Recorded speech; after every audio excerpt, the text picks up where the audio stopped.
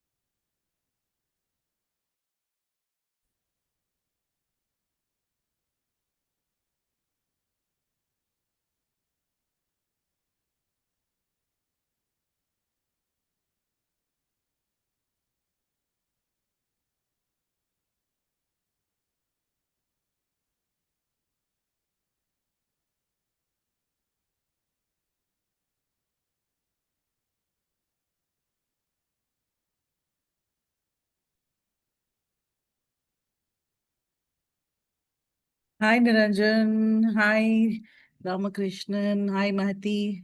Niranjan, am I Hello. seeing your board? You're doing something on your board? Yes, I'm trying to.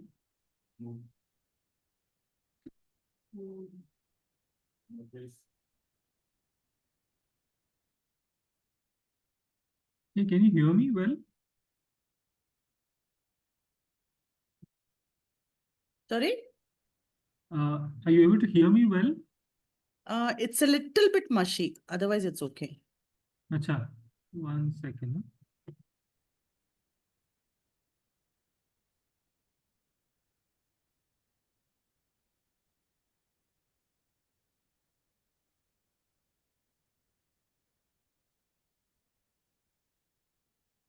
Is it better now?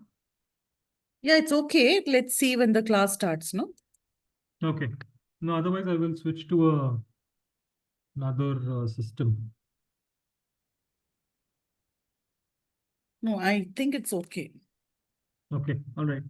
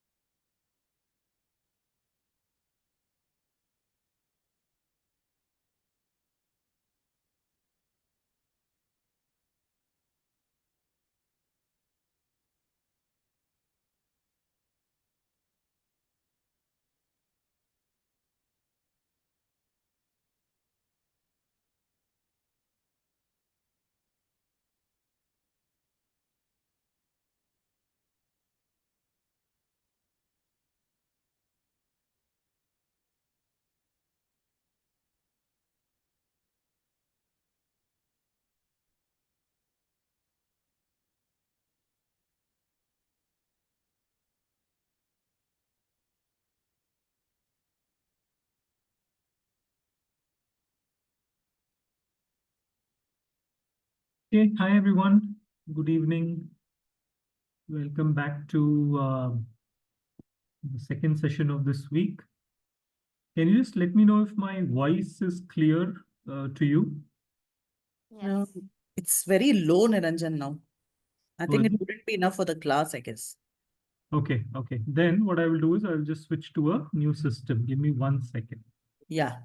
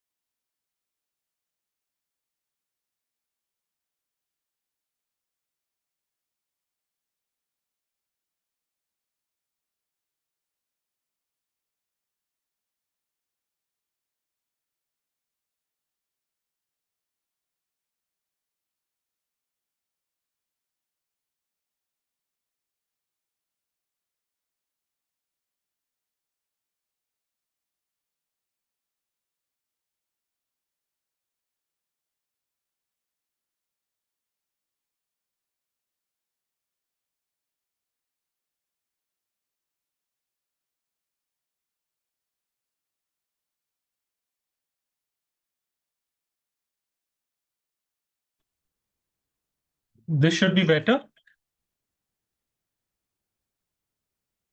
Yes. I mean, my volume and this thing is better now, right? Yes, Yes, better. yes, yes. Okay, great. All right. Thank you. Thank you so much. So yes, welcome to day two, the second class of this week. I wanted to, just get started with a little recap of where we left the last time. Particularly, we were discussing theories of motivation. We had one theory left to uncover. But before we get started, I think because again, motivation as a concept is very, I would say it pretty much will come and touch upon most subjects that you will discuss in OB, but also not just OB, but also other aspects in HR, because everything that we do is with the purpose that we engage with employees. And if it is not motivating enough for a particular employee, then essentially we are creating systems, programs, policies, but not meeting its objective. So what I would like to do is we've discussed 3 theories and we have a 4th one to cover. Before we get and jump to the 4th one, and then once we close the topic of motivation, we will today explore leadership. So I would like one of you to, or 3 of you really, to volunteer and share a very quick, like a 1-minute summary of each of the theories of motivation we have learned in the last class. Who would like to volunteer?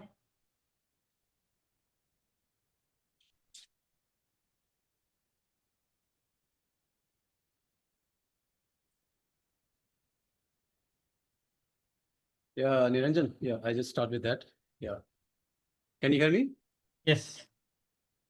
Yeah, the primary objective is that, about the motivation, locus of control, what we learned last time, that, how good we are in, having the locus of control over our intrinsic, thing. So if you have more intrinsic satisfaction, it will be more to, work towards our, prospective, whatever, we have higher motivation. So if there is a extrinsic, that will limit our motivation. So there are 3 theories we will learn. Cognitive evolution and goal setting and efficacy theory. Yeah. So this we have learned in detail. And in the self-efficacy theory, we have learned mastering experience and vicarious modeling method and verbal persuasion and arousal. So we also had a detail of all these theories, that just to give a gist of what we learned. Very good. Thank you. Thank you so much, Rama. Any questions or any comments before we move to the next theory? Nope. Okay. Are you going next, Imba? I think he covered it. Do you want me to add anything else? No, yeah, I mean, if you wanted to add or comment upon it or anything like that. Pretty much it. We were just focusing on how when we add an intrinsic thing to an extrinsic source, then that has a higher possibility to reduce motivation. That was a major point that I did remember, and which leads to shifting of locus of control. So when the control is within us, then that increases motivation. So that's why we had a talk about how performance appraisal and the rating and everything happens at a different time and not at the same time, which that might lower motivation. That is a major point that I remember. Okay. Any other points anybody else wants to add on motivation theories we've discussed so far? Also, how when it comes to goal setting, we're talking about self-generated goals, but in most of the cases, it's top down. So in that cases, how do we make it ours and accept it, which is important, and that can also help increase motivation. Okay, very good. On the topic of goal setting, because goal setting theory, I think, is crucial, even from the angle, not just motivation, but something that we will all be practically implementing in our organizations, I guess, in the next few months. Most companies follow a Jan to December cycle. So we are already in August now. So effectively in a couple of months, you will be opening up your performance appraisals. If you had to take a shot at, or if you were given an opportunity to change one thing about your PA system, your performance management system, based on the motivation theories you've learned so far, what would it be?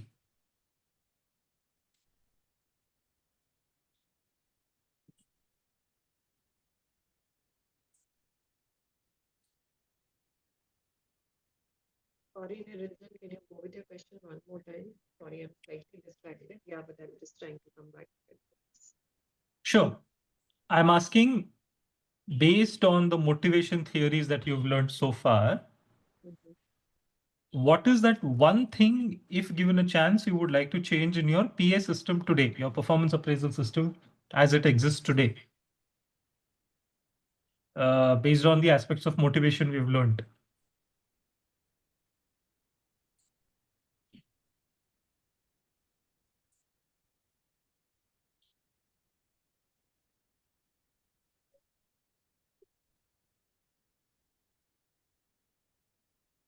So in our organization, Yes. we have goal setting. So in the year of 2023, the goal setting was we need to set our KPIs. I mean, the goal setting based on the principles we have. So the company has 5 principles, or we can say as ways, like accountability, empowerment, diversity. So on all those 5 topics, we need to put our KPIs.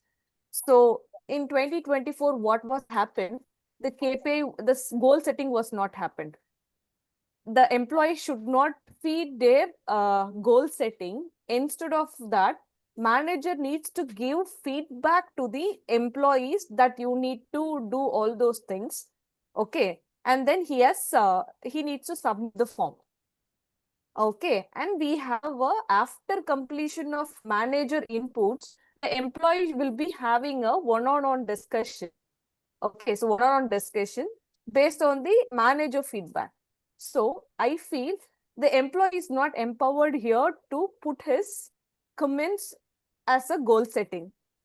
So the manager is doing a goal setting as per the 5 parameters. I mean, you have done this, you have done this, you have done this as per these 5 parameters. Okay, and he is making the employee that feel that he has not done so many things, because he has done something but it was not in the manager eyes. So I can see there is a conflict, or there will be a argument will be happening. So probably we need to have the goal setting. The employee should do the goal setting and manager need to evaluate it.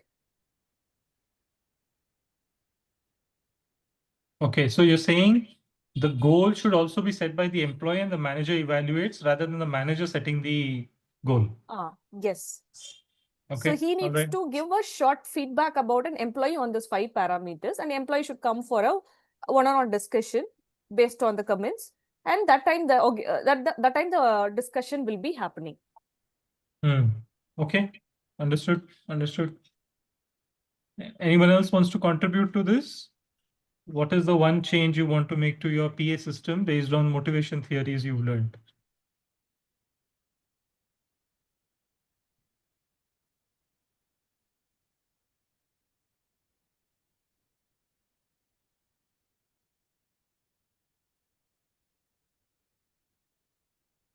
One thing I need to tell here also, there is a different things. We have PPS, that is performance potential and succession.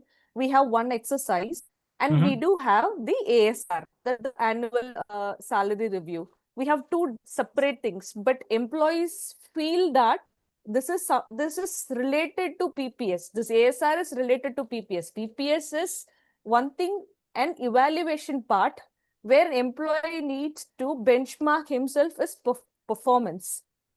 So we need to give more sensitization with related to PPS is different, ASR is different. Okay, all right. I think Dipti is asking if she could be unmuted. Can we do it?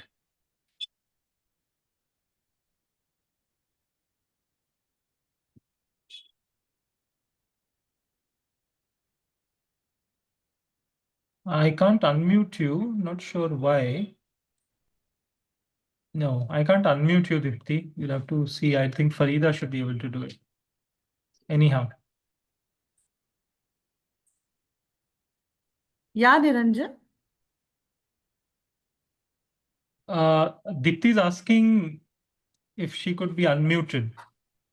Okay, 1 second.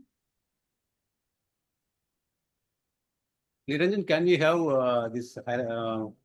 the triangle of hierarchy of needs? We have that self-esteem and self-fulfillment. Mhm. It could be taken into the personal PA system, that self-fulfillment, how how you met with the work, maybe Okay. related to this self-actualization or fulfillment or satisfaction. These two motivational points could be brought in: the social status and of the self-fulfillment. In the concept, in the aspect of how, like, can you give an example? Maybe in the work satisfaction and how involved he is in the, working with the peer groups, and also how he is looking into the company and the management. Okay, all right. Yeah, makes sense. Makes sense. Okay. Okay, I any also other? have an idea. Yeah, go ahead. While you shared that screen, I don't know, everything went off and I was not able to see anything at all except that screen. So I had to put a message to you. No problem. So the idea was, I was just thinking, and if we can motivate us, so the employees to come up with uh, one or two goals based on their passion Mhm. and what they would like to achieve in that, be it health related or whatever they love to do. So if that is there is some way, I mean, I would want to have a system wherein I'm giving some percentage of consideration to those goals and what they have done or what they have achieved in those goals also to keep them motivated. That was the Okay. Yeah, that's yeah, I mean, it's interesting. Some organizations seem to have implemented this concept of, personal goals. I don't know if any of your companies have done it, but I've come across a couple of them that, okay, there are some based on what the company is saying, but you can add one or two which are absolutely personal to you. Um, Waiting to see what kind of positive advantages it makes for such companies. So I think it will take a while before we know that. But yeah, some companies seem to have implemented. I think it's a valid and a very interesting concept to say something based on your own passion. You put it out there. Yeah, it could motivate. Okay, good. So, like you said, some companies have come up with certain things. Eventually, what I see is the company will eventually try to tag it up along either with their CSR goals or their, HSC goals. Or Hmm. so, in some way, organization will come up at some point and say and tag it along, their holistic goals as an organization as well. So, Yeah. the personal is really not given or taken in both ways from a personal point of view in today's context. So that's why I made a point that based on your passion or whatever you love to do, be it meditation or whatever, you come up Understood. with Yeah. that goal and what you're doing, what you do to achieve it. Some consideration. That was the view. Yes. Good one. Good idea. Okay, so we'll love to continue to hear from others also, especially because, like I said, motivation will touch through pretty much all OB concepts and most of what we do in HR. So very quickly, to sort of wrap up the topic of motivation, we discussed cognitive evaluation theory, which mainly focuses on the concept of intrinsic and extrinsic factors. Intrinsic factors being those that are in a way within the person, or the person has full control over whether they happen, not happen. Extrinsic factors are those that are outside of the person. The individual may or may not exercise any control on them. But more importantly, even if he exercises control, it will be far less significant than the intrinsic factors. We had a discussion the other day on the list of intrinsic and extrinsic factors of motivation. And we also touched upon what is really the locus of control. And through all the theories of motivation, we learned and we will continue to learn that anything that is intrinsic as a factor is far more achievable than compared to what is extrinsic. Not to say that extrinsic factors are impossible to motivate. It's just that their impact is not long lasting, number one. And, sustainably speaking, it is not possible to, base my entire motivation on an extrinsic factor. So the concept of locus of control, when we are either talking about what motivates employees, how to engage employees, the more you put in the employee's locus of control, you will find that the employee is more likely to do something about it and feel happy about it. Then we moved on to the goal setting theory, where while we continue to base it upon intrinsic and extrinsic, but we are saying that if the goals are set by the employee and if the feedback is generated by the employee, it will have better effect than the goal being given by someone.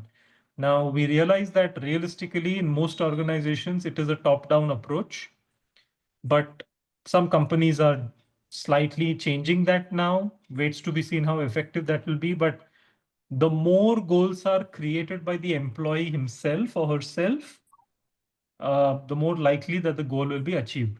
Thankfully, in the case of feedback, self-feedback, which is self-appraisal, is a good, I guess, a good beginning that most organizations have done nearly 10, 15 years back, where the entire PA process starts with the concept of a self-appraisal, and then it moves up in the system. We also spoke about how open-ended versus closed-ended or specific goals, that specific goals are more likely to be achieved.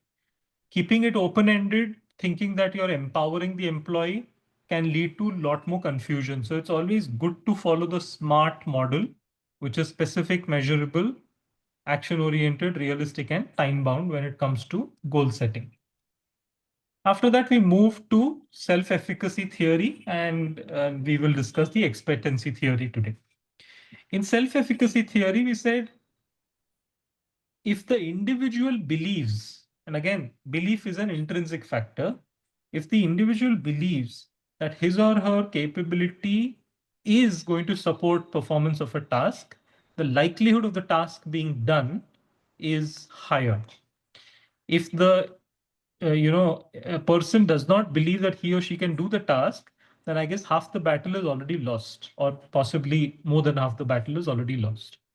But self-efficacy, it is one thing to say it needs to exist. The main question is, how do you increase self-efficacy, right? So there are 4 topics we discussed under self-efficacy. Not to say that all the 4 need to happen in all cases. Depending on the situation, you might see that vicarious modeling may be more appropriate for a particular situation. Arousal may be more appropriate for a particular situation. But theoretically speaking, all the 4 need to happen. Practically speaking, maybe one of them also could do the job in some cases.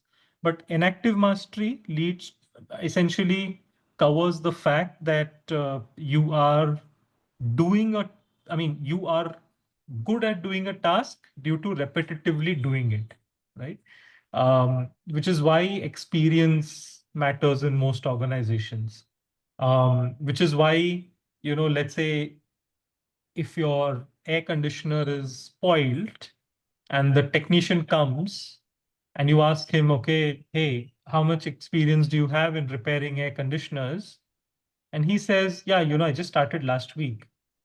Versus somebody who is 2 years in that experience, obviously you're more likely to give it to the second person, not the first one. Both may be equally knowledgeable. But because the second technician has enactive mastery, he's enacted the mastery over a 2-year period, you're more likely to trust him with the job.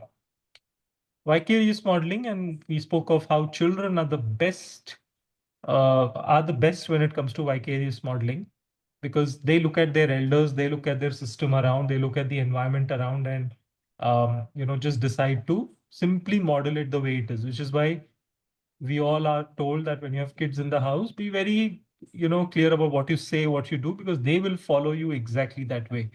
Vicarious modeling greatly helps in organizations when people or leaders are then called role models. So if the leader is doing something right, it is possible that the team will follow, or the possibility is higher that the team will follow.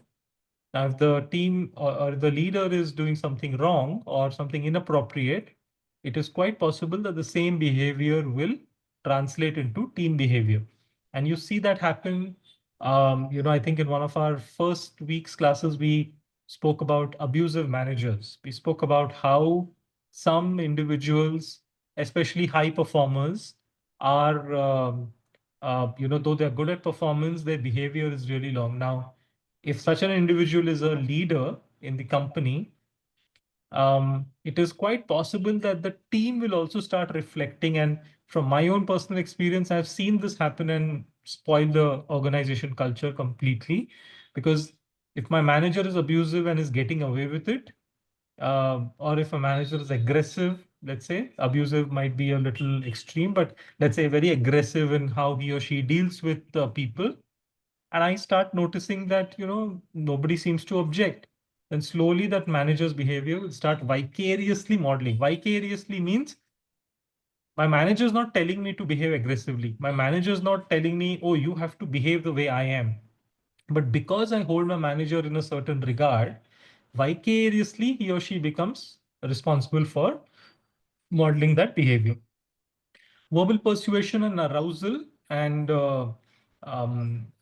we had I think last time we spoke about how arousal especially works in real time. How do you arouse someone, and we said that in a boxing match it happens very frequently, that if there are two boxers fighting each other and if the whole stadium is just sitting and clapping also, no, there's a certain way of pumping them up.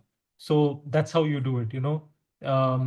One maybe easiest way of arousal is the thumbs up. So somebody does a good job, you say thumbs up, right? You are indicating with your movement and symbol that, hey, good job. So this is possibly the simplest form of arousal and motivation, that somebody's going in for an examination, you just say, oh, all the best. It does wonders to their motivation, and that happens all the time when all of you have given exams. And let's say now if there are younger people in the house, if they are giving some exams, this is how you tell them all the best, right? Verbal persuasion similarly works where you are talking to people and you're motivating them based on your persuasion skills. So before we move to expectancy, any further questions on this?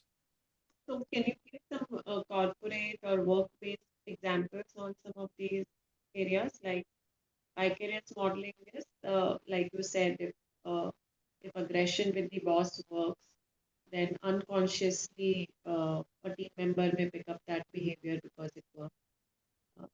Just correct me if I'm wrong. That's what I've understood. Yes, So- that's correct. Verbal persuasion is something that is HRs need to do day in, day out. Arousal, anything specific that you can think of? Well, I mean, arousal can be as simple as we took the example of a boxing match, of course, which will not be very relevant in an organizational setup. Yeah. But in an organizational setup, let's say you have, let's say in a sales organization, you have all your sales numbers being put up, over there, and every morning the team comes together to review how the previous day's sales have happened. And let's say if somebody's actually achieved the target or overachieved the target, the team comes together and something as simple as pumps that person up saying, hey, this is so good, great effort, etc., etc., etc.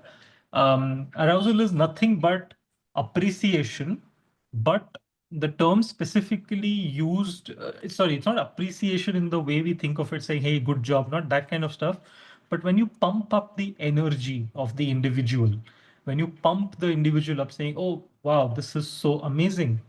You see, it's a lot more easier to take examples in sports, games, cricket stadiums. But in organizations, of course, you may not require something similar. Sorry, you may not come across something that similar, but it definitely comes up when, like I can think of another example where it's a call center where the person is supposed to solve a technical problem, um, fairly complex technical problem. And this happened when I was working with my first organization, which was a contact center for technical resolutions. Um, and then, the person has been on the call for almost an hour trying to explain to the customer, who is, I guess, was a very old customer in the US, and the technician is sitting here in Hyderabad in India, right? And explaining to the person, how do you go about solving? So the problem was something around maybe the computer is not switching on. So what do I do? And this technician was taking this person, step by step, saying, oh, how do you switch on a computer? How do you switch on? Must have been an old customer. We don't know. It's an assumption. But the call went on for an hour. I know that because, this later on was appreciated and whatnot. As it went on, for an hour, obviously the technician also got a little cranky about the fact that, it's very simple, just switching on, and I'm giving very specific instructions, yet the customer doesn't seem to understand. But in a contact center, typically, if you work, what happens is your manager can listen into your calls for quality checks. Now, maybe this call was exceeding the SLA already, the TAT was going up. So maybe the manager thought, okay, let me figure it out. And he obviously, when he listened on the call, he realized that, the customers being equally difficult. Like maybe some customers just want to be nasty or for whatever reason, right? So the call went on. Now you cannot hang up the call. Customer experience goes. So what this manager did, because he understood that this employee of his is now getting very irritated with the fact that this customer is just being a very difficult person, he said, okay, let me go. So the manager came to the employee's desk, and the facility, the way call centers work is the manager can simply pick up another headphone and listen into your call. So what the manager did is he started parallel listening, and he simply kept supporting this employee, saying, it's okay, you are doing a great job, and continue to do it, because this customer needs to hang up saying thank you, you've helped me or whatever, no matter what it takes. So the manager just came there, sat down, and started, like symbolically telling the employee, because the manager couldn't speak, obviously, because the employee was speaking. But the manager just started, arousing in a way the employee, saying, okay, good stuff, good response, move on. Just a way to pep him up to say, continue to do your job. Yeah, I know it's going to take more time. TAT is increasing, but do it. So that's another example I can think of, like a live example from my own experience that I know. Make sense? I was trying to draw some parallel or differentiation between verbal persuasion and arousal. Yeah. Verbal persuasion is just that you are talking, right? You are talking, you are using words, you're using the power of verbal communication to motivate someone. Arousing generally involves a lot of sound, a lot of, I don't know, body movements, mostly hand movements. In many ways, it is very forceful in a positive way. So that's the difference. I mean, gestures have to be there in case, for it to be arousal. Is that something? I'm not very convinced, but I will Google a little more on it. Sure. And if you find something else, let us know so we can all learn. And Niranjan, this arousal, it can be taken the negative side also. No? If some senior overpowering the junior, maybe the manager, bullying someone, or he behaves very harshly with the juniors. So this could be practiced by the juniors also. No? When they become a senior, they will adopt to the same behaviors also. Yeah, that will be vicarious modeling. This can also, it can be a arousal also. No? They kind of feel, power. So when they go to the power, they also try to become a boss, how the boss behaves. Yeah, that's what I'm saying. That would more pick from vicarious modeling, but in general, when we think of these theories, self-efficacy, these four aspects, what we are essentially doing is we are making positive assumptions about their effect, Okay. not so much negative. Yeah. Now, because the objective behind these theories is that you need to have a motivated workforce.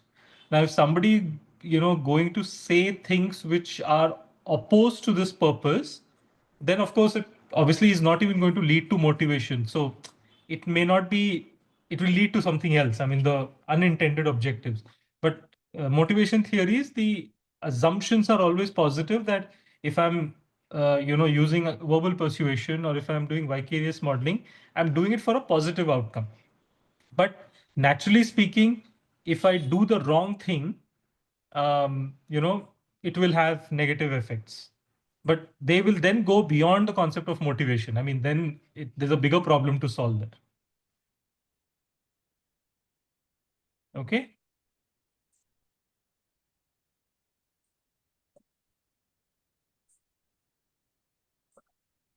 Okay, we'll discuss the last theory in motivation, and then maybe if we still have questions, you can take them. The last theory, which is the expectancy theory, essentially says that the action that you take or the effort you make towards achievement of a goal depends on the attractiveness of the outcome. Now, immediately one may wonder that attractiveness of the outcome possibly means reward, and reward is extrinsic. But then I have always been saying that all motivation theories, old or new, more or less somewhere directly or hidden, focus on intrinsic. So let's explore how. And the attractiveness of the outcome is what guides whether I will do this action or not. But what this does further, the expectancy theory, is that expectancy theory basically means if I'm taking an action, I have an expectation of the outcome. Now, what can this expectation be? This expectation can be, as we see on the right side of the screen, performance, reward, or personal goal. So what this theory basically posits is, if I'm putting effort, the outcome I expect is that I end up performing. So I don't want to put in effort just because of effort. I want to put in effort because it is connected to a certain goal of mine and will result in performance. So the outcome expected of me putting in effort is performance. Then the second relationship it identifies is, if I'm performing, it needs to be for a reward. So if I'm contributing to the goal, if I am, like improving the goal or whatever, it needs to lead to a reward. Then it takes a step further and links reward to personal goal. Personal goal, not in the aspect of, like earlier we discussed, right, that maybe organization should allow one or two personal goals, not that. Personal goal means, remember we spoke of a lot of intrinsic factors. Those personal goals is what this refers to. So if I'm being rewarded, it needs to find some way into what I value the most intrinsically. So therefore, even this theory, even though it starts with, effect, performance, of course, effort, performance are both intrinsic because I am putting in the effort, I am achieving the performance. Performance, reward, yes, reward in a manner of saying is extrinsic in the sense that somebody else needs to reward me. But in the scope of this theory, reward is also the job satisfaction that you get. Job satisfaction can be one of the biggest rewards you receive of putting in good performance. And then finally, that reward, which could be incentives, it could be money, it could also be a lot of other intrinsic factors, eventually ties into a personal goal or a personal, something that I personally value a lot. So even this theory, though it starts with something very task oriented like effort, performance, it again ends up with an intrinsic factor, which is all of this that I'm doing needs to finally lead to me achieving something which I value personally. Make sense?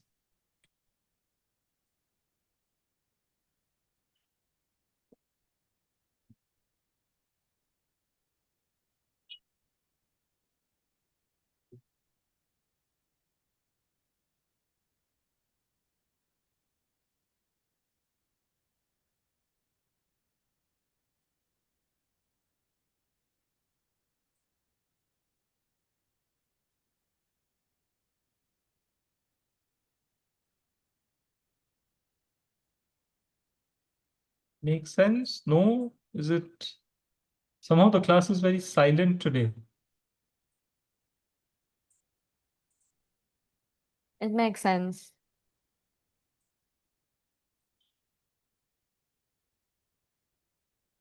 It's a little contradictory, so that's what little more, everybody's taking some time. No, that's fine. As long as that's the reason, it's okay. As long as it's not like Thursday effect where, okay, tomorrow is Friday and, we are just trying to figure out where we are going to have a good time tomorrow. As long as it is focused on the theory side, but yeah, generally speaking, the class is silent today.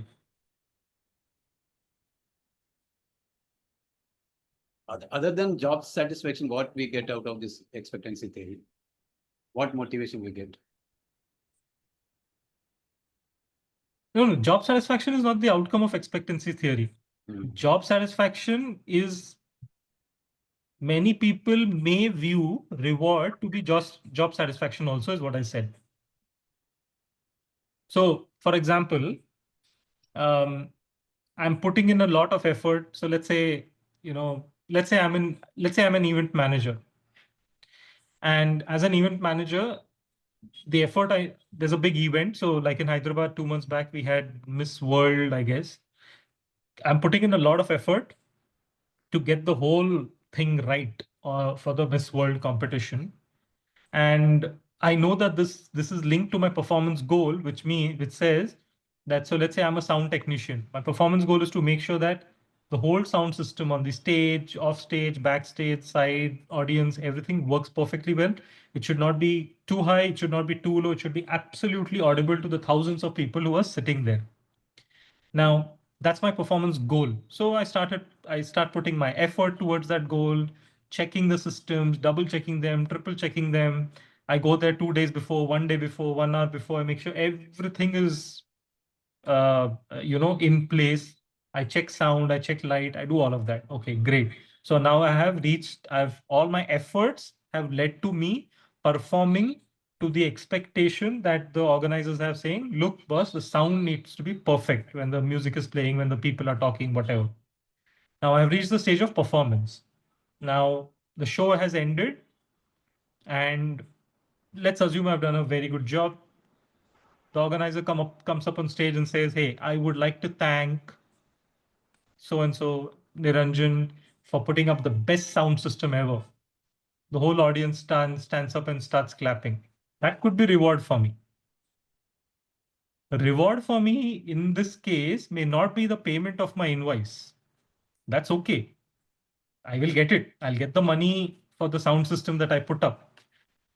That also could be reward, by the way. But at that point, as soon as my performance has been delivered, my reward could be this organizer standing up and saying, hey, great job. Thank you so much. We had such a good time thanks to the great sound system. Because in an event like the sound system matters a lot, right? That is one, which means somebody has appreciated me and, it is touched my personal goal of being acknowledged by the people I serve. That's one. Let's take another example. Nobody appreciated me, but I know that, the job that I did was a great job because I know that the sound system worked, perfectly well. Nothing went wrong. I myself was roaming around the whole place as long as the event was happening and I could hear every word. Nobody had their ears like that saying, oh, we're not able to hear this loud. It was almost perfect. I know it, right? Job satisfaction. I know that I've done a good job. Yeah, nobody may appreciate me because there are thousands of workers there. If they start appreciating one person, they will need another event only to appreciate. So nobody's going to appreciate. I know that. But I know that I've done a good job, because in my mind and in all our minds, we know whether we've done a good job or an average job, right? Even before somebody appreciates. So that job satisfaction, satisfaction of a job done well, becomes my reward for that particular, because it ties into my personal value, which says, if I'm signing up to something, I better do it well. So what that personal goal is may differ person to person, situation to situation. But as long as my effort, performance, reward, and personal goal are all aligned, I will be motivated enough to do it well.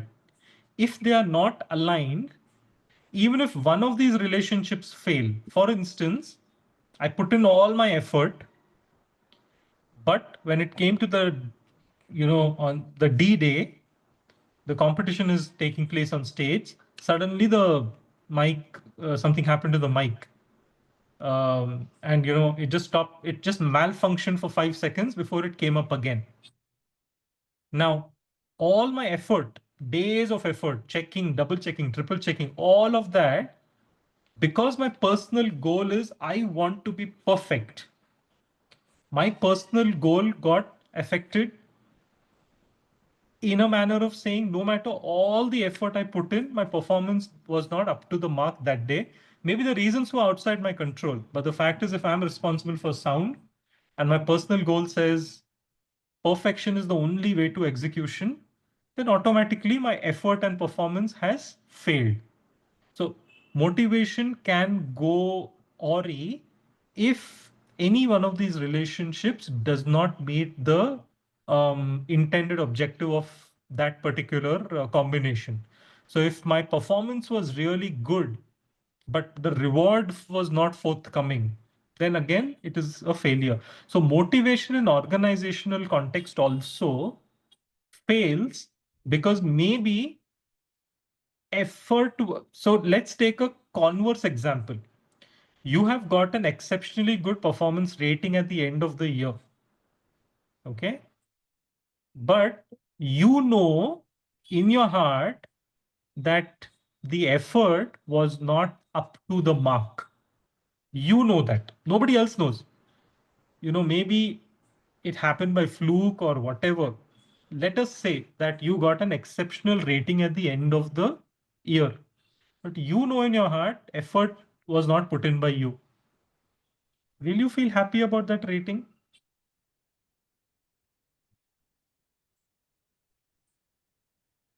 Yes or no? No. Why is that? That's Because for it's personal satisfaction, no?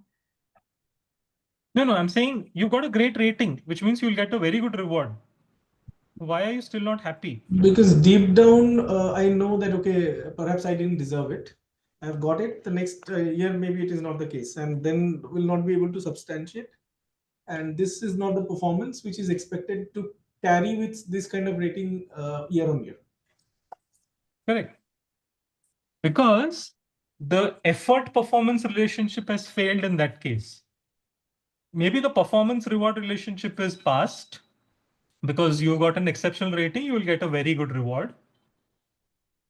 And because you will get a very good reward, theoretically speaking, your personal goal, which is also has to be this thing. But the fact that effort and performance has gone wrong means that in the end, you will still not be motivated, even though you've been rewarded extremely well.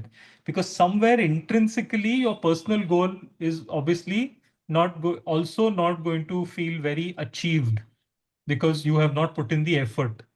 But Because you're- Niranjan, does it also not matter on the individual that, okay, I being an individual should be able to assess or evaluate that I have not really done that well to get that particular rating, and I'm not thinking the other way around where I'm so confident about achieving this kind of rating with so minimal effort that perhaps I end up considering this as the benchmark.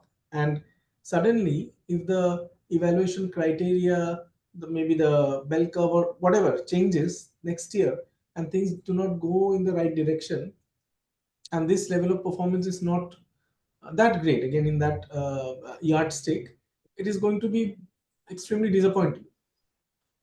Absolutely. And if you see, which is why when we are doing calibrations with bell curve, especially, a lot more time and effort has to be spent both by managers and facilitated by HR on anybody who's being rated above average. Because once you rate a person above average in this year, he will expect the same next year, because then that becomes the baseline. And oftentimes you would have seen employees might come to you complaining, saying, I've got a average, like a meets expectation this year. But you know what? Last 2 years, I've been given exceptional. Have you heard this statement from employees? A lot, yes. A lot, right?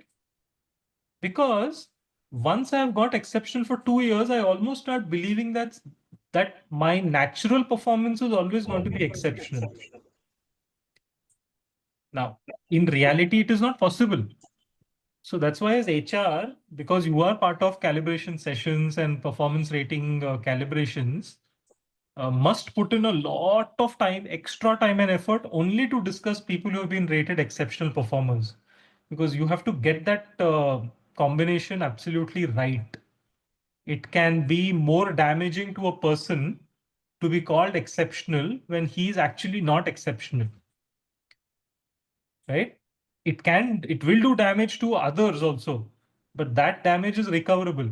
But to the person who is not exceptional and you call that person exceptional performer, it will be more damaging to that individual and to the system in the subsequent year.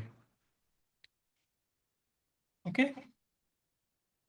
Any other questions? I think with this we'll close motivation. But before we do that, so I think somebody had raised that point about verbal persuasion and arousal. Do you want to share why you had a disconnect? Was that Dipti or Sheena? I didn't get the name. Who was that? It was me, Niranjan.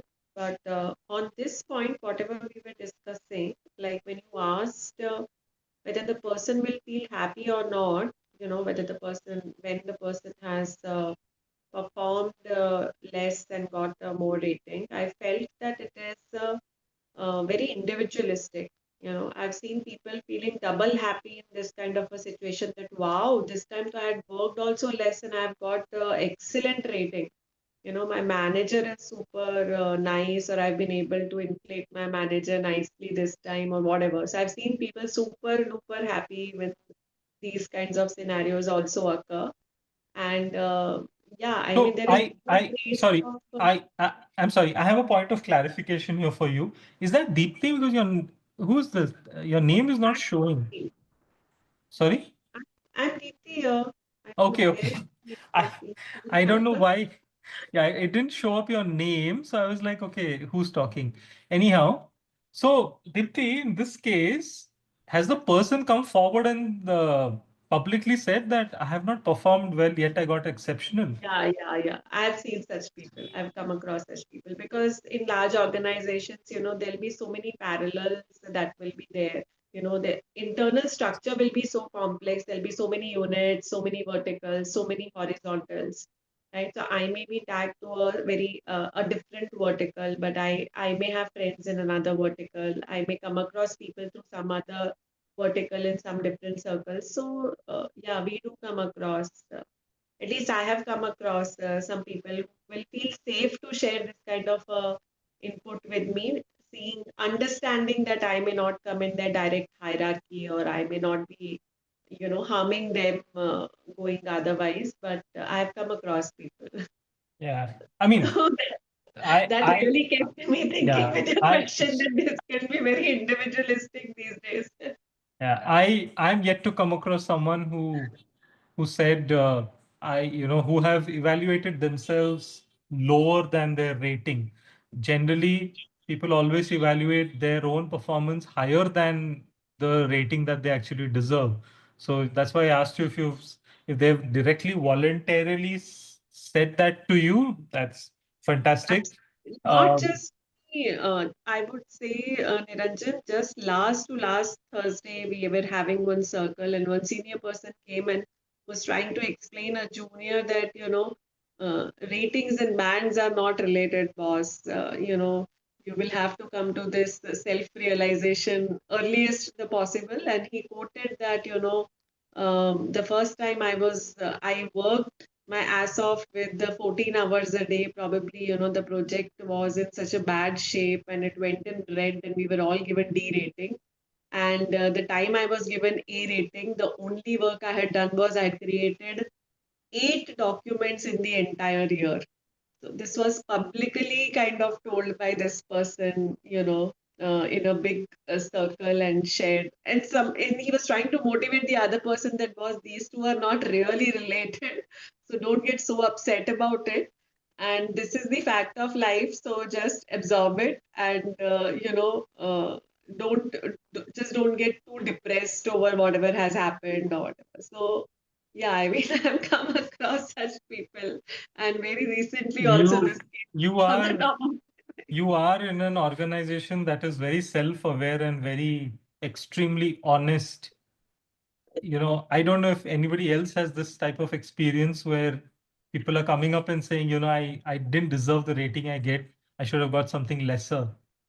But great. I mean, wherever you work, please pass the feedback to your management that I something's think, working right. that happened even to me and my co-lead. It's not only my experience again. I certainly echo that with what Dipti said.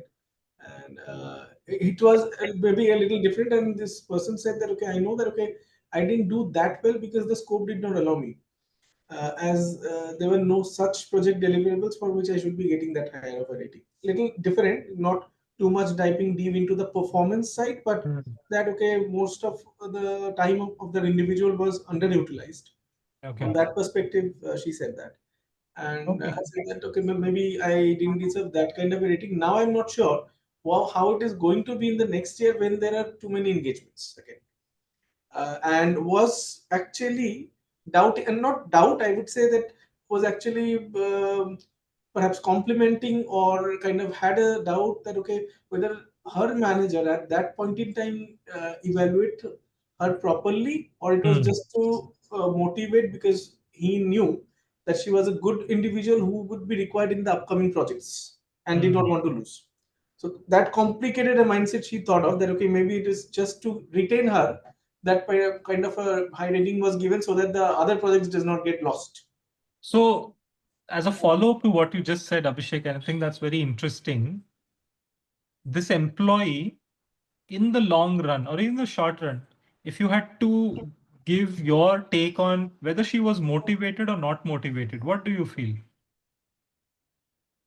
Motivated from the commercial perspective. She said that, okay, it met my, because we follow a certain thing where the rating is directly formula driven percentage, not that a person can change it too much. So it was a quite high percentage, Fair enough. double digit. Okay, so she said that, okay, that way I'm definitely motivated for sure. But had a bit of self doubt that, okay, did I really do that well? Perhaps not. That she knew. So let me ask you the same question in a different way. If this employee believed she got a rating that she deserved versus the feeling that she had that I did not deserve this, yet I got it, self-doubt, whatever you said, which of these feelings would be better for from an organizational perspective?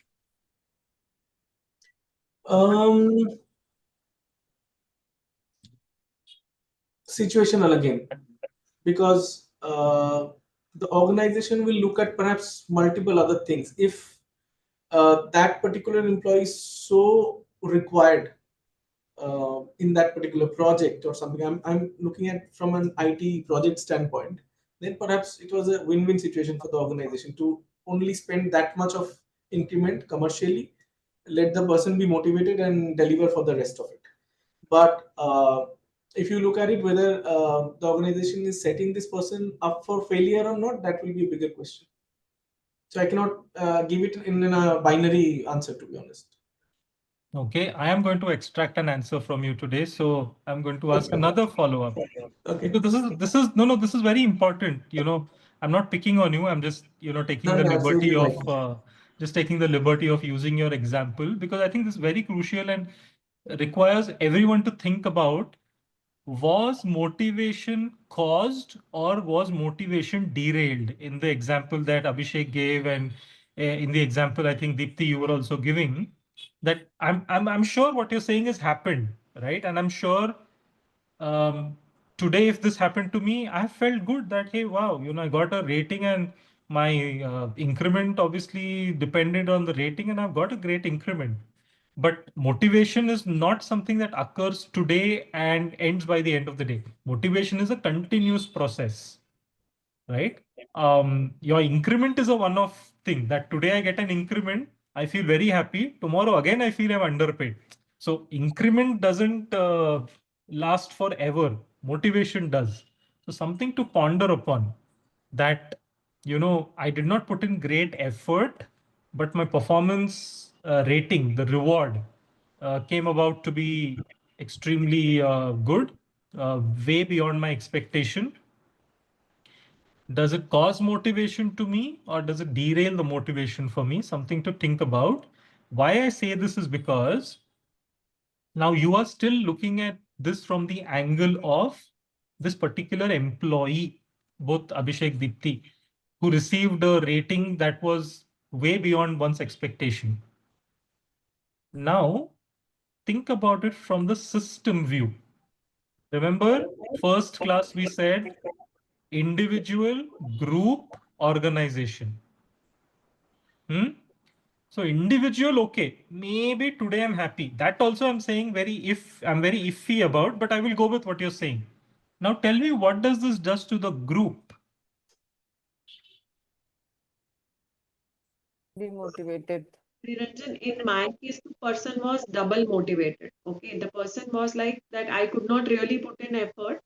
So now that I've got a rating, so this person said, "चलो अब मैं थोड़ा अच्छा काम करूँगा so that I continue to maintain this." Fair enough. Because I, but now back. group, ideally, if you see, in group we are not expected, and we strictly say not to disclose what you have got or whatever. But So they have if disclosed to you. They have disclosed to you, right? Which means they yeah, would be disclosing to others also. but we don't know whether they're within their immediate circles or groups, whether this has been disclosed or not. That I may not be right to comment. Fair But enough. uh, We all know. See, we uh, all know in India, especially, your performance ratings and your increments are public knowledge. Everybody knows everything, correct? Now, okay, forget the group. What did you feel, Deepti, when this employee came and told you I got a rating beyond my expectation? And like you said, you have no control, no hierarchy with that person, is just maybe like an absolute stranger. But what impression did it give you about the system in your organization? Did you feel good, or did you feel, hey, this is not a good system?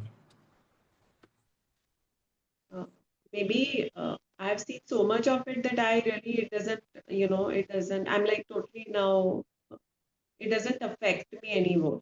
So Maybe if I was would you 20 be, yeah, back, probably I might have felt little bad or whatever, because, I initially when I joined the organization, I had a very education system wide view, that if you write an exam for 100 marks, you will get 100 marks. If 2 plus 2 is written, and if the answer is 4 and you have written 4, you will get, 4 out of 4 or 5 out of 5, whatever is the weightage given to that particular question for the answer. right. So my question to you is, if you did not feel bad, then can I safely assume you felt good about it? I just felt okay, good, lucky. So I just told that person to be,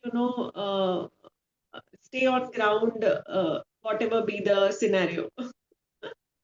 Okay. Anyway, only Because I because, had two extremes on the same room. This person was quoting this example to motivate a junior whose rating, was not given well, because this person said that, I had put in more effort, but I was not given a good rating. So this person revealed so much and was also trying to tell this other person that hota hai aisa. So just take it with a pinch of salt. Okay, This is okay. life, it happens. So, yeah, I mean, this But, yeah. conversation itself could consume like a longer time, but we have to move forward. But very interesting take on, expectancy theory. So thank you for sharing, but I'll probably just leave you with the thought that, um, you know, if we go deeper and, really go deep dive into this, any one of these relationships failing is set to lead to derailment of motivation. Now, of course, we've heard real life and fairly interesting takes on how possibly the opposite may have happened, but nonetheless, we have to move forward, but something for us to think about. I think we'll just take a quick 1 minute. Yeah, my question earlier was that and the fact that somebody had a concern with, not a concern, but somebody said they were not satisfied with the verbal expression and arousal points we discussed. I don't know who was that. Was it Deepthi? Was it Sheena? Was Was me. it? I will just Google some more things on that. Okay, okay. All right, all right. Okay. Maybe just a very quick 1 minute adjustment break, and then we come back, continue with leadership.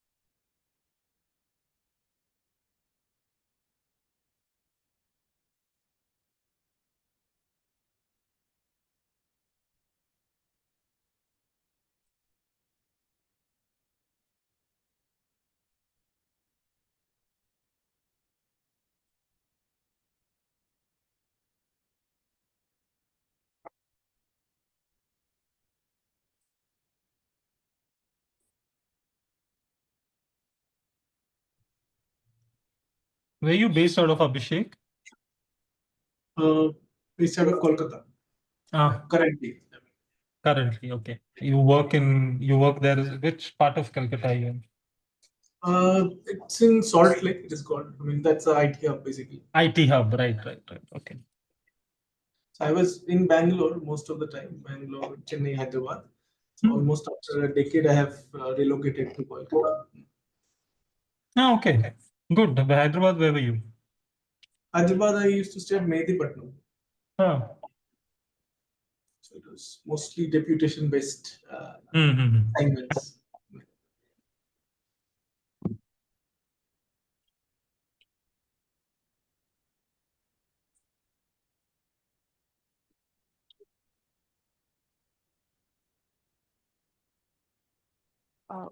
Niranjan, I Yes. have one question. So we are Yes. talking about the overrating, like if she or he is getting a fully meet or exceeds for the past 2 years, and all of a sudden his manager is rating him a little lower rating. So even though he's performing, so how we can handle this situation?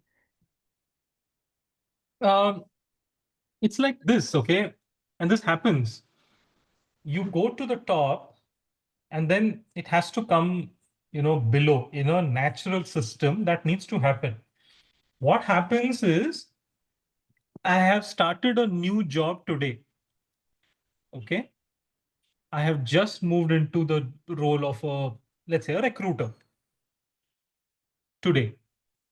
So this year, the expectations my manager will have from me are going to be equivalent to a newcomer in that particular job.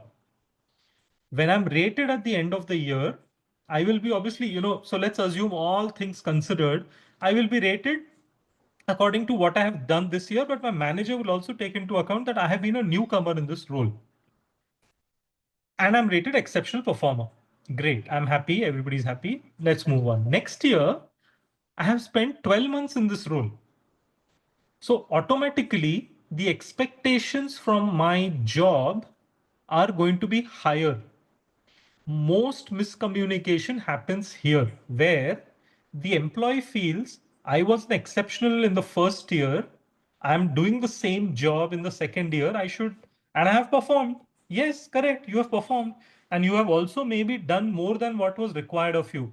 But when you did more than what was required of you in the first year, you were a newcomer. So obviously you were exceptional in your role. In the second year, you have done more than what was required, but now you're 12 months old. So automatically the expectation required will not be the same as the first year. And most issues happen that managers are looking at employees saying, this person, my expectation from this person is, it is X in the first year, it is 2X in the second year, 3X in the third year. But managers fail to communicate this to employees. But in the employee mind, what happens is I'm performing at level X in the first year. In the second year, I may be doing 2X, but my goal in my mind is still X only. So I end up assuming I should get an exceptional there also.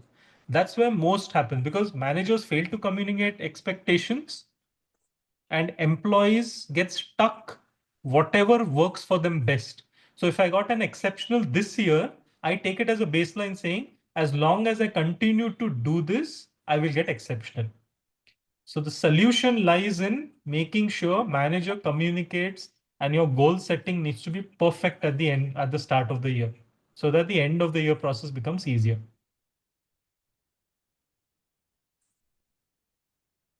I think it was a very classic example actually that happens a lot, what you Yeah. just explained, Niranjan. Yeah. But I think what you mentioned, no, that X, 2X, 3X, this is one where the person's role is essentially not changing much. It's only the experience rate staying in the same role. But we have also seen happening where a person has got elevated or the role has changed, even horizontally, I'm saying, Yeah. not a upward vertical movement. In both cases, the person at times end up evaluating that, okay, I am doing performing. I mean, that transition in the mindset has not happened.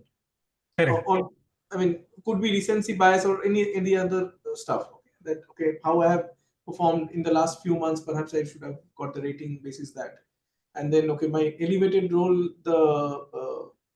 over there, the person is still evaluating himself or herself with the earlier goals which were there, which were laid down. But at the same time, I think what you just explained on this 2X, 3X thing, it is easier in cases where the goals are very much quantifiable. But in case those are not, and where goals often change, there are quite a few job roles where goals change. I mean, ad hoc goals may be added. I'm not saying completely removed and replaced by something else, but within 1 year span, we have seen many people working in multiple projects or something getting over, something else coming in. Maybe those goals were not set, and we had to do it, where we had to change goals in the mid-year. For some people, I'm not saying everyone. So those becomes a little complicated. I mean, I think in those cases, we had to take it on a case-to-case basis, and don't know whether we could always do justice to the process. No, I agree. And, I obviously gave you an example, probably simplifying the problem a bit, but I can tell you this problem becomes a lot more complicated when it comes to manager roles. The X, 2X, 3X is a lot easier at the front line, where my goals are very clear. I need to do this, I need to do that. At the manager level, when most evaluation is qualitative and not at all quantitative, it becomes all the more difficult. Right? So real life application of ratings definitely means that, a lot more conversation, calibration is required on this concept. But that's why I said, if you're rating somebody above average, or I would say anybody being rated outside of the average, which means poor performers or exceptional performers, require a lot more calibration, because poor performers, there is a consequence. So as HR, we all need to be very careful who we are rating as poor performers, because there will be a consequence, negative consequence for the employee. Exceptional performers, we think they are going to be very motivated today because they got exceptional performance rating, but you are creating a systemic issue if it is not well deserved.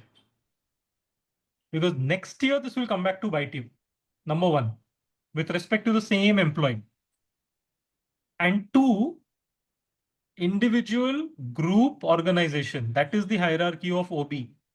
So maybe you've motivated the employee with some exceptional rating. You are going to damage the group for sure. So there's no question of anything positive coming out of a misaligned thing eventually, right? So yeah, okay. We will have to move to the next topic, but we can show it. These are very enriching conversations, but I almost sometimes feel we also have like a content to cover, and then, it's, as HR professionals, this is very easy to get derailed. But I don't see it as derailing, because it's very rich to have these conversations. And since all of you understand the language, and all of you are in HR, it excites me even more. But well, we've got some topics to cover. Happy to maybe take this up post class. I mean, if we have time, we can continue and then just converse if I don't know if the Zoom allows or not. But anyway, let's at least get through what the other piece we have to get through today. And I hate to say get through in the sense of, okay, just trying to finish an agenda, but the topic's interesting. It's leadership. And therefore I thought, we must cover it just a bit at least, even if we are not able to do it completely. Okay. Any ideas why I've shown an elephant here? Elephant in the room. Okay. I always see when it comes to this elephant, if you see the a gang of elephants, always one leader, one and an elderly elephant always, shows the way. So that way. So leaders will always show the way, and they will guide. So this is what that is the reason that you have shown elephant here. For me, it's big. Okay. But why? What is the connection with leadership? We feel leadership is one of the biggest responsibility or the biggest role. Okay. Okay. Leadership is basically the strength. Okay. Power. Okay. Now, all of you are right. The reason I chose it because that's the only option I got, to be very honest. It's not a white elephant. No, I'm just kidding. No, I'm just kidding. So elephants, and there is a book. I don't remember the name. I came across a book where it talks about all organization behavior theories, and they've linked it with animal behavior. Except humans, they've linked it with all kinds of animal behavior, right from a cat, dog, tiger, elephant. Elephant, interestingly, comes up in a lot of leadership, related conversations for two reasons. And, one of them is my own thinking. The other came from the book. One, of course, I think it's massive. It's very protectionist. It's got, very big ears, and just indicates power. But at the same time, power used responsibly, which is true of most animals, but particularly elephant. Unless provoked, it will not come and like try and harm you, right? especially for food and all, it will not come. So basically, leadership as a trait and something that we will discover as we go by, a lot of characteristics are seen similar to that of elephant. The other thing which I see as my own connection, why elephant and leadership is, and this could be my personal intrinsic value, is that nurturing. Elephants are known to be very nurturing in the sense that they take care of their tribe. So I thought, okay, when we are discussing leadership, why not pick up an elephant? I don't know which animal I'll pick up for the next topic. I hope I get something relevant. Okay. I also have an observation here, Niranjan. So, Yes. elephants, usually if you see, they move in groups. They move along their whole tribe, you know. So as far as they have a group and they have a tribe, you will not see that, you know, one of them is just going aloof and the others are not Yeah. bothered about it. So you will see Absolutely. that, you know, they take along everybody and they move. So yeah, when I saw this, I probably had that in mind. Okay. It was a good selection. Thank you. Thank you. Yeah, I hope I Sorry, I'm continue. going back to motivation topic. In motivation, the first slider, it was like a dolphin or whale. So why that? If you saw that picture, let's see. Yeah, here. Yeah. Yeah. You saw this picture, right? So here, basically, this was my own selection. I saw this picture and I was like, this, I don't know. I think it's a dolphin, but I don't know which, it could be another. So This is seal. Yeah. it's a seal. Okay. Let's just say this sea animal, whatever that sea animal is, I don't know what this is, but it's trying hard. I mean, its mouth is open if you look closely, right? Its mouth is open. It's trying to breathe out, maybe, and that's where the water seems to be gushing out of its fins or whatever. But it's doing everything it can to stay its course. I mean, it's doing everything it can to continue with its life. I mean, imagine if it stopped doing this, it would be dead, right?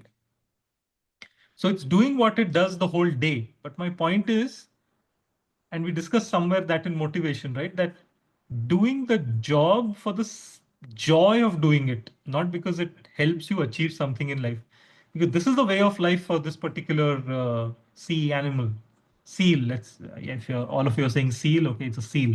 I'm not very good at this, but so I just thought, you know, just doing what we are supposed to do for That the is simple hygiene. joy of eating. It is hygiene, but it is still, I mean, we What she discussed is it under doing, I'm motivation. sorry, but what this seal is doing is survival for the seal. In case I want to address the seal as she, so what she is doing is survival for her. So it's hygiene, probably not motivation.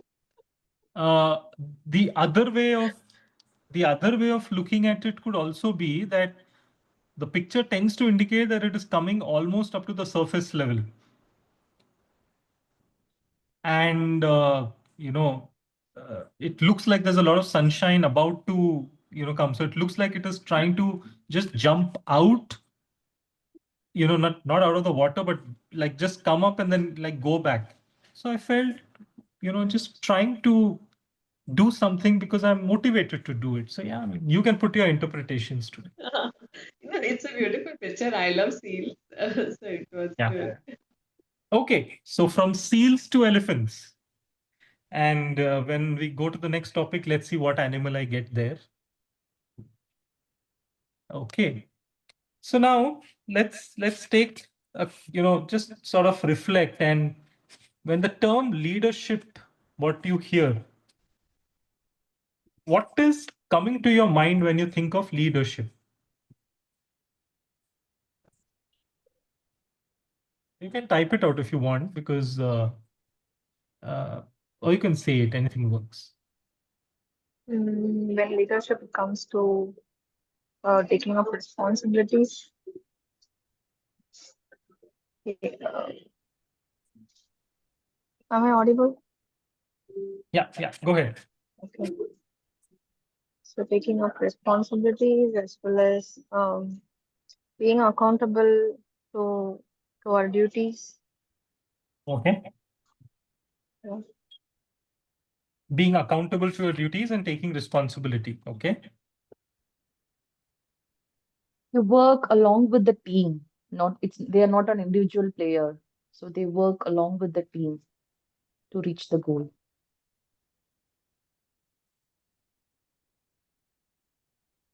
Okay.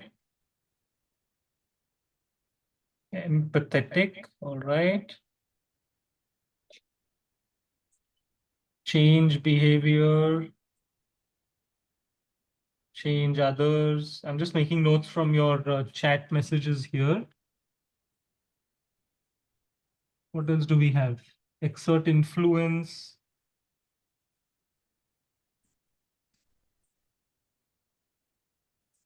Unbiased. Good listener. Yes, all of these are absolutely correct.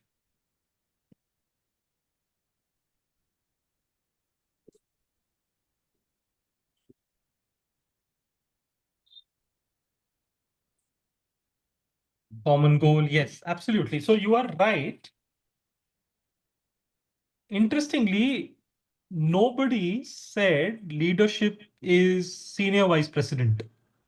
Nobody said leadership is senior manager. Nobody said leadership is senior director. Why? We all call them leaders, right? Leaders of the organization.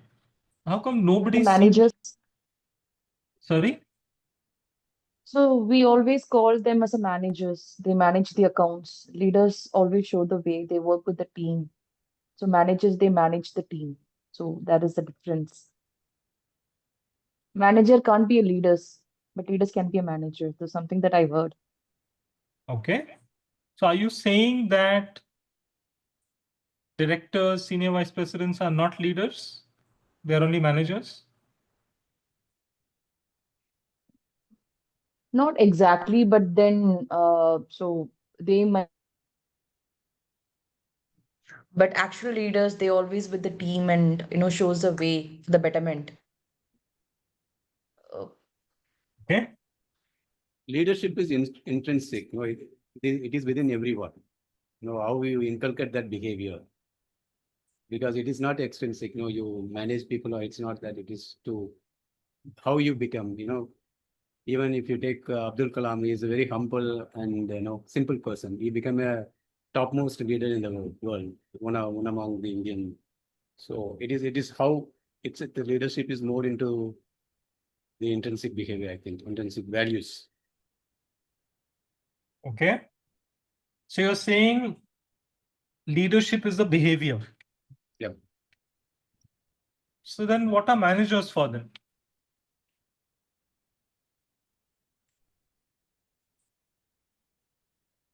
And who are the managers in the company? Like,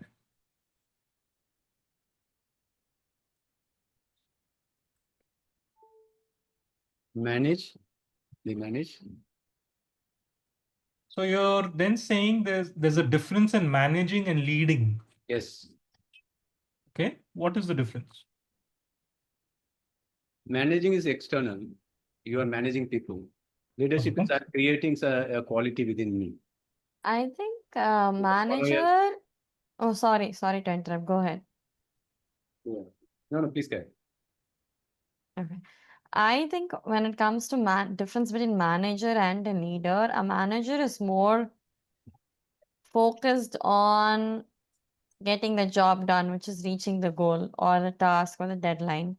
Whereas when it comes to the leadership quality, I think it's more involved with the process of how we go about achieving the goal and more people oriented and not task oriented. Manager can be a leader. But leader cannot be a manager? Yes. I think it's the other way around.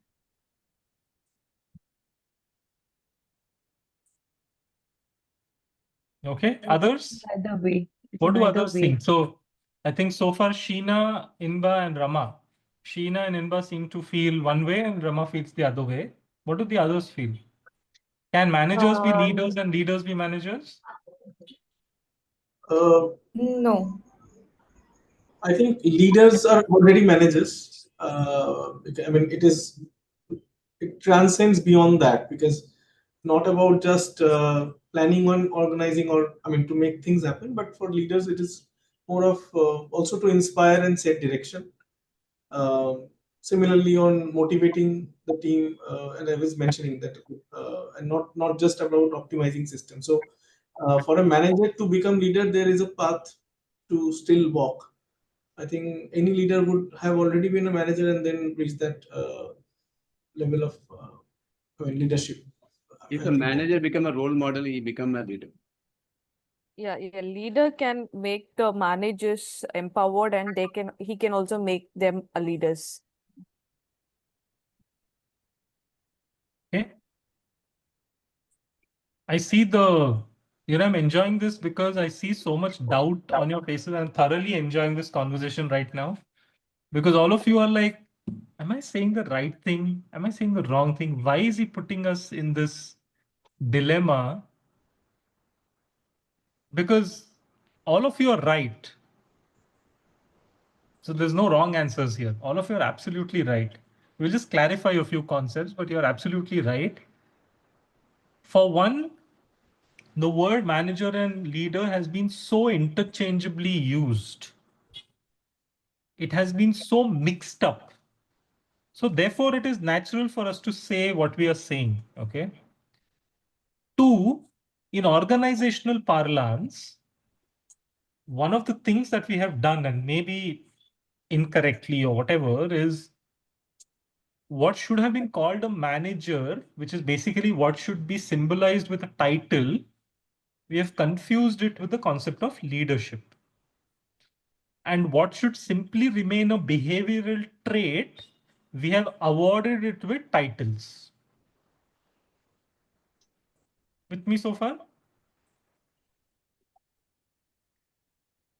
Fundamentally, what we have tried to do is we have tried to say, and okay, the third one is, and I've seen this, we have said, okay, you all start off as a manager, you're supposed to grow into a leader. So we see leadership as a promotion. So we effectively say being a manager is a bad thing. Because we are saying we are saying from manager, you need to become a leader. So in effect, I'm saying being a manager is not such a great thing. So with these three fallacies, I would say, this confusion exists. So let us clarify a few things. And nobody needs to feel that they were right or wrong. It's a state of confusion that is systematically there across organizations today. So let's define first, because we are OB students. First thing we need to do is define everything that we come across. Good or bad, complex or simple, define it. So let's define leadership. Now, leadership is obviously a very highly sought after commodity in the organizational context. Very, very sought after. Why? Because it's very rare. And therefore, when you define leadership, and some of you, gave the words and the behaviors associated with it, and you're right. And we'll see that, of course, in a more systematic way, but leadership has to do something about groups. It has to do something about achieving a common goal. But this has to do something, has nothing to do with titles. It's to do with behaviors alone. So fundamentally, leadership is a behavior, or it's a trait. It's not, or let's say that leadership is many things, but what leadership is not is that leadership is not just a title. It is something far more intrinsic. And a title is obviously extrinsic, right? VP, director, manager, these are all titles. So that's concept one. Concept two, organizations need leaders as much as they need managers. Both are independent, or both can be independent of each other. Therefore, managers need not become leaders. There's no requirement that all leaders should have been great managers, right? And hence, all managers may be leaders, all leaders may be managers, and the opposite also may be equally true. Okay. Confusing. Where are we right now? Confusing. Confusing. So Was intense. let me, sorry? That was intense. No, keep Intense. Okay. Let's break it down a little more. You need leaders as much as you need managers. In an for an organization to run, you need leaders as much as you need managers. Generally, this gets mixed up a lot in organizations. So let's not worry about how it gets mixed up and all of that for now. Let's just assume that this is an organization where we clearly understand that leadership and managers are two different concepts. They are not, I'm not saying they are not, I'm saying they need not be dependent on each other. Okay. Now, what I'm saying also is that managers are typically symbolized with a title. Manager 1, manager 2, area manager, sales manager. All of these are titles associated with manager. Because like we said earlier, manager is mainly responsible for completion of a task. I think one of you said that brilliantly well. Manager's main responsibility is to supervise, to make sure that discipline is maintained, task is clear, task is being achieved. Manager is responsible to make sure that resources are available. All of that is a manager's job. Now, if you were to remove the manager element, it would be chaotic in companies. Because all of these things are not what comes under the leadership ambit. All of these are manager ambit. So what I'm saying now is, and pay attention, I'm saying all managers can also be leaders. And I'm saying all leaders can also be managers. It's not impossible because one is a largely an external behavior or an externally visible thing, which is what managers do. Leadership, on the other hand, is mostly intrinsic. It's very, I wouldn't say it's invisible because the outcomes are visible, but leadership in a person is not something you can symbolize with something. You can't say, okay, if the person has this title, he's a leader. If they have 2 horns, they are a leader. But if they have 1 horn, they are a manager. No, you can't say that. Okay. Because leadership is inherent in the individual. Manager is a more visually symbolic aspect of what you can do in organizations.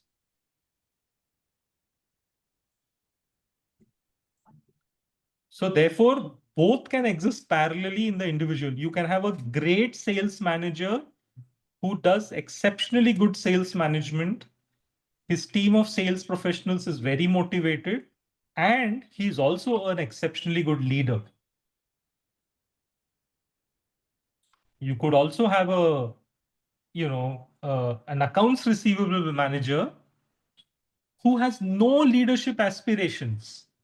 He wants to be a great an accounts receivable manager. That is also possible. So this force fitting of that if you are a good leader, it means you have to be a good manager. No, not required. Similarly, if you are a good manager, your career progression only lies when you become a leader. No.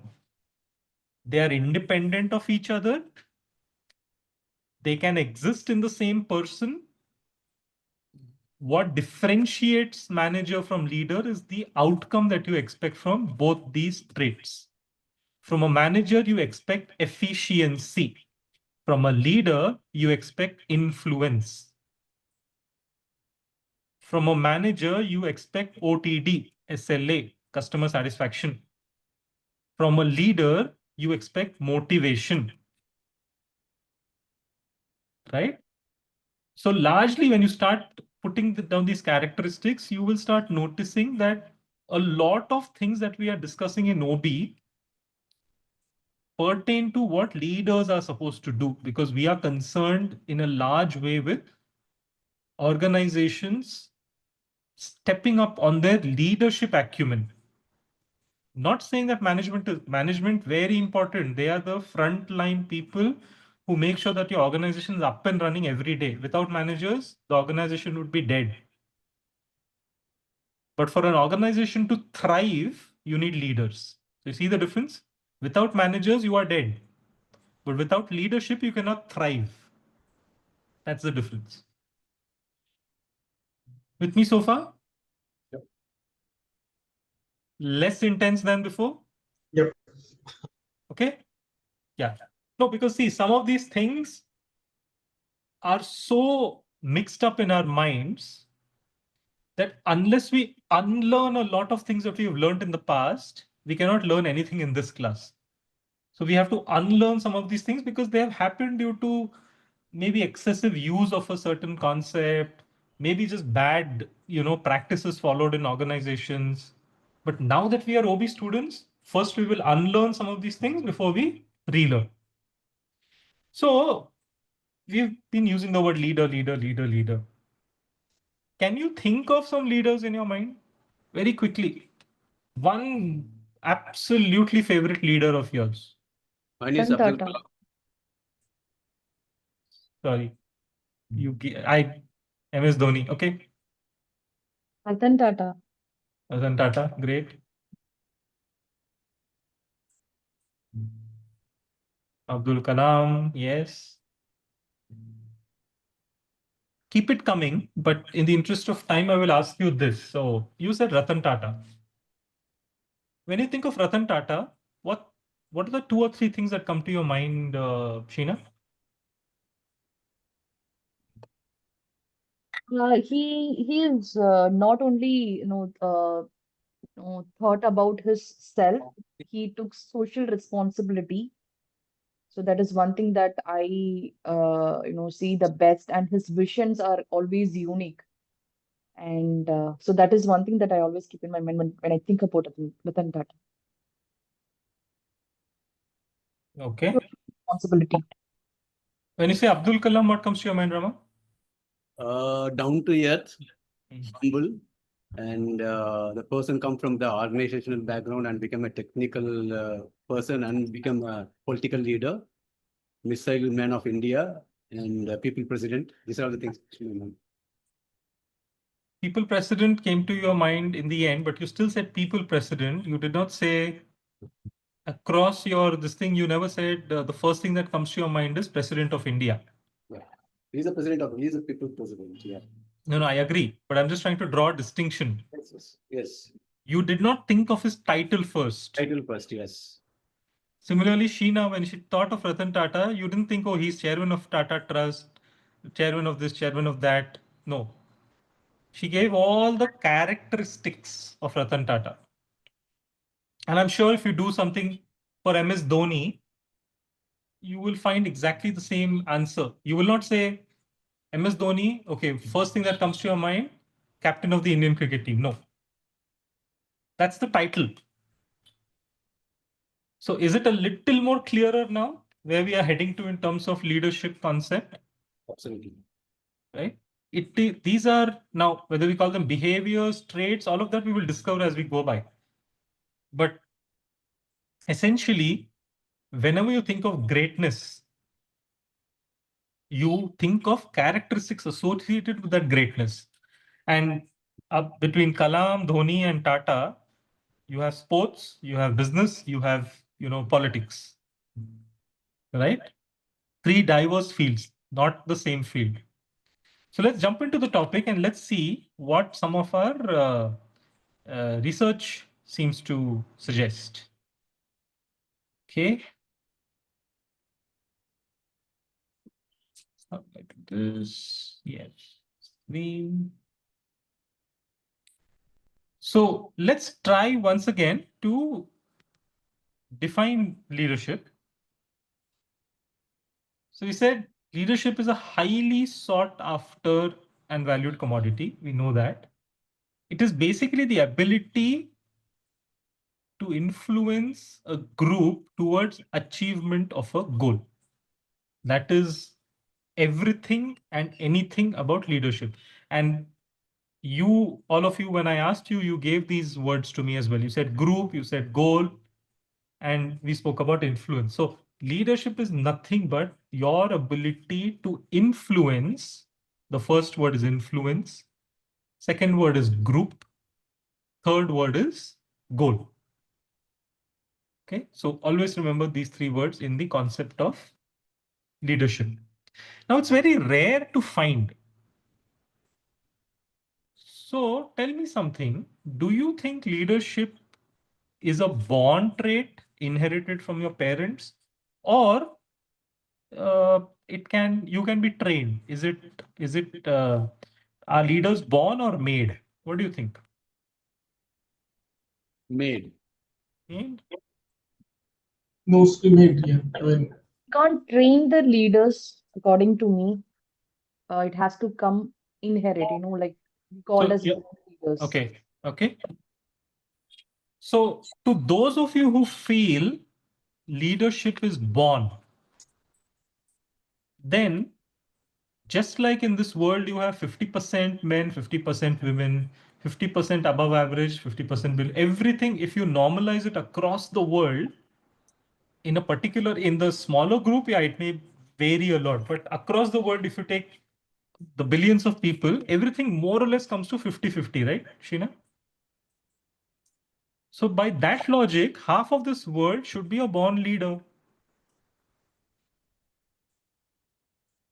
They're not, again, I'll leave you with that thought. We will address it, but just think about it that I'm not saying you're wrong, because this is a question that has been addressed as we see here in the evolution, right? From like 50, 60 years now. So if leaders are born or it's inherited, it's a God-given gift, then by all statistic normalization concepts, half of this world has to be a leader. Now, to those of you who are saying it can be made, if it can be made, or if leaders can be made, then with so many Harvard, MITs, Cambridge, Oxford, Indian Institute of Managements in India, IITs, Triple IT, everybody walking out of these institutes should be a leader if leadership can be made. so shall I put my point here? Go ahead. Then there are specific qualities, for the individual cannot be trained by anyone. So that is the reason, if you see, you have talked about some institutes, they are, teaching the leadership skills. Of course, yes, they are good in specific qualities. That's the reason they are training an individual to become a leaders. That is my thought. Agree, but you said they are born, right? So if they are born, they shouldn't need any training, no? Of course, yes, not all the leaders, with that case, but then this is something that I have, seen, like the qualities cannot be trained. That has to become inbuilt. So there are specific leadership qualities can't be trained So you're when it comes saying to that leadership. some qualities they are born with, some they have to train. Yes, yes. Okay, no problem. Let's keep that thing still in our mind. But I'd like to draw your attention to the fact that concept of leadership is not a new one. We are discussing it today in the context of OB. For hundreds of years, but documentation is available for about 100 years. So I have put it from 1900. But leadership has always been there as long as human beings have existed, obviously. But documented wise, 1900 saw the first set of documentation of leadership in the organizational context. Back then, leadership meant control, obedience, domination. So a good leader would be one who has good control, is able to dominate juniors, and is able to get obedience from juniors. That was the expectation of leaders back 100 years back. Possibly because of, there was a war situation so many times, people were just fighting, whatever, right? So we will not get into history, but organizational leadership demanded these three things. Then from the 30s, especially after, 1930, you started seeing that concepts of influence started coming into the picture, especially influence on individual behavior. Then came the concept of, okay, influence on individual behavior can only do so much. Maybe that is a manager's role. Influence on group behavior became a leadership trait. Then suddenly in the 50s, it shifted from influence to effectiveness. So if people are being made effective, that's a sign of a good leader. Slowly, the idea of performance goals, everything started coming up in the 50s. And then it said, okay, goals need to be defined by the leader. That's what makes a good leader. And then it went on and on. Today, as we say, look at it, and if you Google up, there'll be so many definitions. I think in the 21st century, it suffices to say that there is no common definition of what leadership is. If I were to ask all the 14 of you what you think of leadership, that's why I said even earlier 2-3 times, everything that you're saying is right. Because the concept of leadership has gone through so many changes over the last 100 years itself. And 100 years in the context of history is nothing. 100 years is a small drop in that. So in the 21st century, let's just agree that there is no common definition, and that's okay. Leadership is what you define it to be. Now, in the organizational context, you may have something called leadership competencies. Every organization will have a set of competencies. That's fine. So don't go back to your companies tomorrow and say that we learned in the class that there's no common definition of leadership, so let's throw away all of, no, not that. Competencies are a derivative of leadership, and it's okay for companies to follow a small framework, but largely what you need to understand, especially when you're sitting and discussing leadership qualities in your company, is that competency framework helps you to baseline it with someone. But take it to the next level, that when you see diversity of leadership qualities in your organizations, just be aware of the fact that it is okay, because everyone comes across with their own style of leadership. Having said that, there are a few theories. We are OB students. Nothing can be let off without a theory. So we will get into theories. I'm obviously going to have to, take you very quickly through very high level summary at 30,000 feet today. In the next class, we will spend most of the class, I think all of Saturday will be about leadership, right? And we'll try and explore some interesting ways of looking at it. So in terms of theories, there are a lot of theories available. The main question these theories, which is the trait and the behavior theory and the contingency and interactive theory. Today, we will very quickly brush up upon trait and behavior, and we'll get into each of these in details next time. Addresses the same question. Leaders, are they born or made? And the perfect answer to this is we don't know. It is possible they are born. It is possible they can be made. It is possible that they may be partly born with certain characteristics and then they build on the rest as they grow up. It is possible that you may be born with great qualities of leadership and you lose them due to social structure. All of that remain unanswered. Therefore, trying to get an absolute answer to this question, not required, because there is no answer to this question. There is an answer, however, to some of the behaviors and characteristics associated with leadership. So we must not get too bogged down upon, oh, is he a born leader? Can I train him to be a leader? No, that it's up to you. If you think they are born, they are born. If you think they can be made, they're made. That's fine. But the point is, irrespective of what is the situation, you are still going to be required to assess leadership in your organizations. So the two theories that we begin to discuss are the trait theory and behavior theory. Now the trait theory, and like I asked you, right, 1, 2, 3, 4, 5, 6, 7, 8, 9. So I got 10 traits from you when I said describe your leader, right? You said empathetic, he changes behavior of others, he changes his own behavior, influence, unbiased, good listener, X, Y, Z. 14 of you gave me 10 definitions. So when the trait theory was established, they came with 80 such traits. And the interesting thing they found is, except 4 or 5 traits, the remaining 75 were unique traits. So their dilemma was, we cannot have 75 traits to define leadership. So now you know why I say in 21st century, we agree there's no definition. Except 4 or 5, 75 were unique traits in the hundreds of people they must have researched way back in the 50s, 60s. Then came about this concept called the Big Five personality framework. And they found a connection between these 80 traits and the Big Five personality framework. So I would encourage you to Google a personality framework, Big Five personality framework.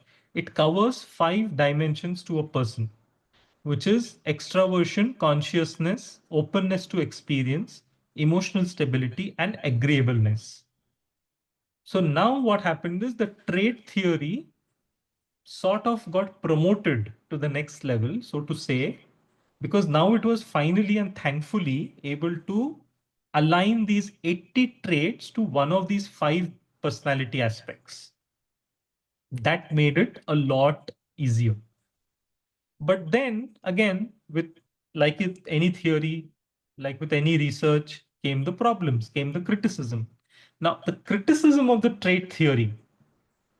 And what are traits? Traits are the ones that you gave me, working with the team, ability to reach a goal, empathetic, influencer, all of these are traits. But like this, if you have 80 traits, imagine, would you ever make any progress? So that's when the Big Five personality framework comes into picture. And when these 80 traits get sort of extrapolated to one of these 5, it becomes a lot easier to understand traits. But came the criticism, or came the fact-based criticism, which said that, okay, traits, for example, extroversion. In one of the classes, we spoke about extroverts, introverts. Extroversion is a trait. So does it mean that all the leaders you think about, MS Dhoni, Abdul Kalam, Ratan Tata, were all of them extroverts? In fact, I'd like to believe that all of them were introverts. Like from whatever I know publicly of them, they don't seem to be like extroverts to me. But then how come they are leaders, right? So that is one point of conversation that we need to get deeper into. But this theory, trait theory, assumes that leaders are born, that they cannot be made. That is the trait theory, because trait is inherently present. But like I said, if the trait theory were taken 100% accurately, it means that only half of this world can be a good leader.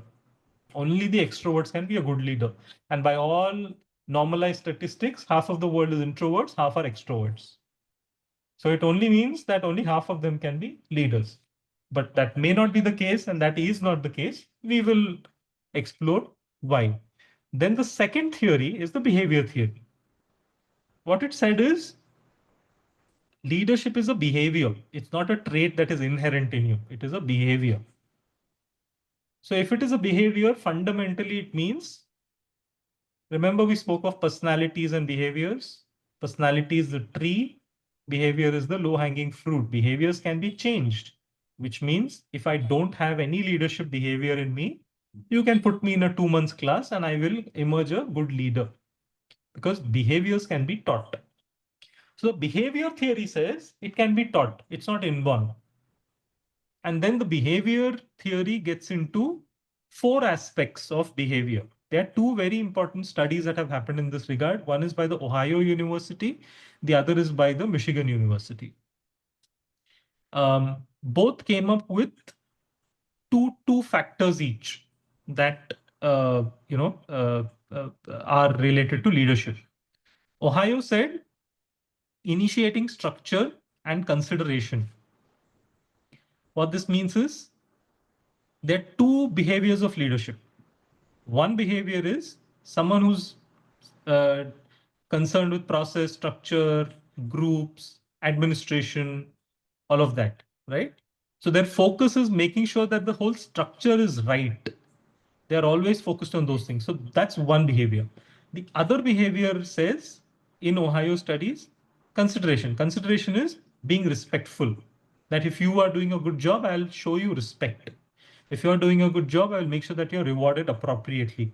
That's another behavior of leadership. Michigan studies also came up with two factors. One said one leadership behavior is production oriented, which means making sure the job is done, tasks are done on time, everybody has the resources to do it. The other is employee oriented. The employee oriented behavior is concerned with employees' emotions, interpersonal relationships, group behavior. Now, Ohio and Michigan both in a way speak to each other because initiating structure as a behavior is very closely related to being production oriented. Similarly, being considerate, a considerate leader is somebody on the Michigan side, they came up with this theory called employee oriented leadership behavior, right? So this is what both these studies did. And then once we obviously discuss this in a bit more detail, traits and behaviors, we then move to contingency and interactive theories. We will also cover some of the styles of leadership that exist today, including the concepts of servant leadership that has emerged in the last 10 years. We will, be discussing that also. And, we'll see what more conversations come up from each one of you. So before you go, homework for the day, going back to, motivation. I would like each of you to come up with a motivational statement for yourself, which goes as follows. I feel motivated when. After that, it's fill in the blanks for you. I feel motivated when. A, B, C, D, you can list up to three factors are enough. So what I would like you to do is fill in the blanks for I feel motivated when, and then, you can list A, B, C, D, whatever, and identify the theory that closely aligns with your definition of motivation. Okay, everyone got this?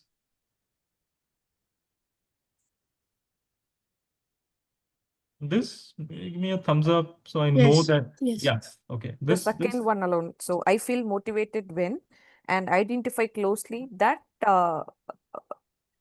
identify the theory closest to your definition of motivation. So first define motivation for you as a person, and then tell me which theory. So it is possible that maybe your theory of motivation comes from expectancy theory, right? So it's okay if wherever it comes from, but identify where does your motivation come and what is it closest linkage to which theory. Maybe your closest linkage to maybe one theory, two theories, but try and see where you have a maximum match. So, don't say, oh, it's linked to all the four theories. Of course, in reality, it may be. But try and see where is the maximum fit occurring and do this analysis for yourself. I hope you have some interesting findings. And, Saturday through our class, we have a longer class on Saturday. We'll try and see those of you who would like to share. It'll be nice to, for you to do the study and come back on Saturday. Okay. Great. Okay. Good night. Have a great end of the week days, and I'll see you on weekend. Thank you. Bye-bye. Thank you so Good much. night. Thank you. Thank you so much. Thank you.